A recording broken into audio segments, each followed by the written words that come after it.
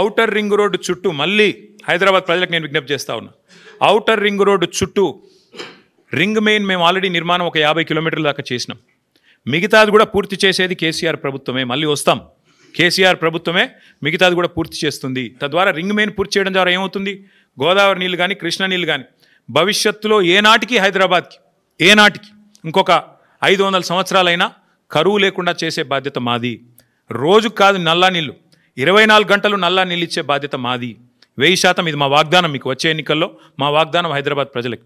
ఈ ముఖ్యమంత్రి వల్ల కాదు అది, ఎందుకంటే ఆయన గోల్ అంతా ఎంతసేపు డబ్బులు ఎట్లా సంపాదించాలని. ముఖ్యమంత్రి గారు మొన్న బయటపడింది ఆయన మనసులోని మాట. ఒక టీవీ చర్చలో చెప్తున్నాడు, కేసీఆర్ తప్పుడు నిర్ణయం తీసుకున్నారు, 20,000 లీటర్ల వరకు ఫ్రీ వాటర్ ఏదైతే ఇస్తున్నాం హైదరాబాద్లో అది చాలా తప్పు నిర్ణయం అన్నాడు ముఖ్యమంత్రి గారు. నేను మీకు ఇవాళ చెప్తా ఉన్నా, జిహెచ్ఎంసీ ఎన్నికల తర్వాత కాంగ్రెస్ ప్రభుత్వం ఫ్రీ వాటర్ స్కీమ్ కూడా రద్దు చేస్తుంది, రాసి పెట్టుకోండి.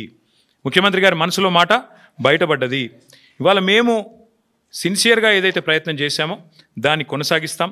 మీరు ఏదైతే ఇవాళ లూటీకి పాల్పడుతున్నారో దాన్ని కూడా అడ్డుకుంటాం. ఎందుకంటే తప్పకుండా మేము బీజేపీని కూడా అడుగుతున్నాం. మేము అడిగినాము భారతీయ జనతా పార్టీ వాళ్ళని, ఇన్ని స్కాములు జరుగుతుంటే మీరు ఎందుకు మాట్లాడతలేరు అని అడిగినాం.